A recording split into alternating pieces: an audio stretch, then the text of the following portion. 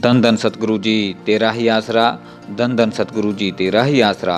आप सारी साध संगत जी को आज का पूज्य गुरु जी का अनमोल वचन सुनाते हैं जी। आज का अनमोल वचन है सेवा व भक्ति करना बेमिसाल। सच्चे रूहानी रहबर पूज्य गुरु संत डॉक्टर गुरमीत राम रहीम सिंह जी इंसा फरमाते हैं कि इस घोर कलयुग में सेवा करना, भक्ति इबादत करना अपने आप में बेमिसाल है। हर इंसान यह नहीं कर पाता। कभी मन हावी हो जाता है, मन शांत होता है तो कहीं न कहीं मनमते लोगों की सोबत हो जाती है और फिर से मन इंसान को दबा देता है। पूज्य गुरु जी ने फरमाया कि जो इंसान सत्संगी हो और अल्लाह वाहिगुरु की चर्चा करे तो उसकी ही सोबत करो। इस संसार में दिखने में बहुत से लोग अल्लाह वाहिगुरु को याद करते हैं। उन्हें देखकर यूं लगता है कि इनके अलावा मालिक से अधिक प्यार करने वाला और कोई नहीं है। लेकिन यह जरूरी नहीं है कि जो दिखता है वही होता है।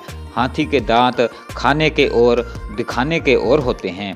आज के युग में अधिकतर लोग अपना उल्लू सीधा करने में लगे हुए हैं, लोगों को बुद्धू बना देते हैं। धीरे धीरे बातों ही बातों में इंसान को गुमराह कर देते हैं। तो ऐसे लोगों से बचो, सेवा करो व सिमरन करो।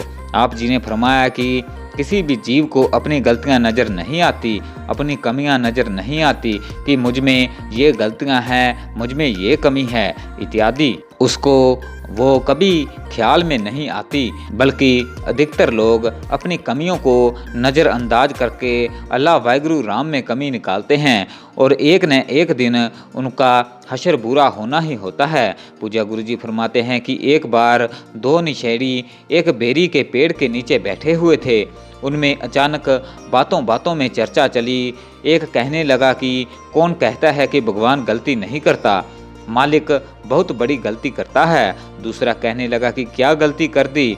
पहले ने कहा कि देखो वो मरियल सी बेल है, उस पर कितना बड़ा कद्दू लौकी पेठा लगा हुआ है।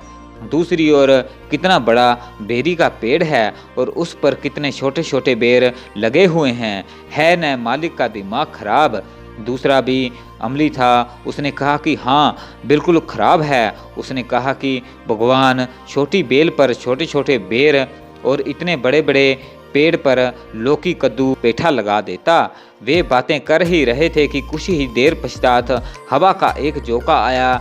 जिस पहले नशेड़ी ने भगवान की गलती होने के बारे में कहा था, वह दूसरे नशेड़ी से बोला कि भगवान की कोई गलती नहीं है। दूसरा कहने लगा कि अभी तो तू भगवान की गलती निकाल रहा था और अब क्या हुआ। पहला नशेड़ी कहने लगा कि अभी थोड़ी देर पहले हवा का एक तेज झोंका आया था। इस दौरान बेरी के पेड़ से टूटकर एक बेर मेरी नाक पर आकर लगा। अगर बेरी के पेड़ पर कद्दू लौकी पेठा लगा होता तो मेरे शरीर पर नाक नाम की कोई चीज़ ही नहीं रहनी थी। वो तो अल्लाह मालिक भगवान जो भी करता है सही करता है।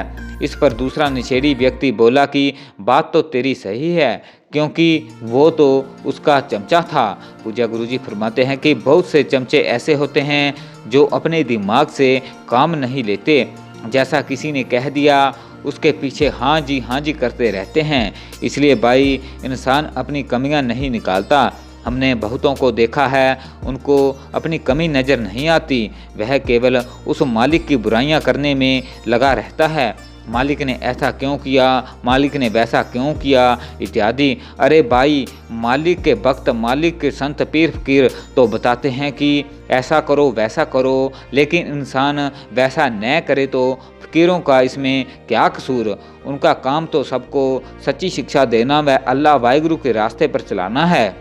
लेकिन अगर इंसान ही उनके दिखाए रास्ते पर न चले, मनमते करता रहे, वह अपनी मनमर्जी करता रहे, तो आने वाले समय में दुख या परेशानियां आए तो उसको बोझ उठाना पड़े तो दोष संतों पर लगाता है। संतों ने कुछ कहना थोड़ी ही है। पता नहीं कितने ही लोग ऐसे हैं जिन्होंने खुद कुछ नहीं करना और अपना आरोप मालिक पर लगा देते हैं। यानी नाच न जाने आंगन टेढ़ा। लोग अपने आप में कोई सुधार नहीं करते, लेकिन उस अल्लाह वाहिगुरु संत पीर फकीर को दोष देते रहते हैं। वो इंसान कैसे भक्ति में अव्वल होगा, उस पर कैसे मालिक की कृपा होगी, इसलिए भाई अपने अंदर की कमियों को निकालो, तभी आप मालिक की कृपा दृष्टि के काबिल बनोगे और तभी आप पर मालिक की रहमो करम बरसेगा। धन धन सतगुरु जी तेरा ही आसरा, धन धन सतगुरु जी तेरा ही आसरा।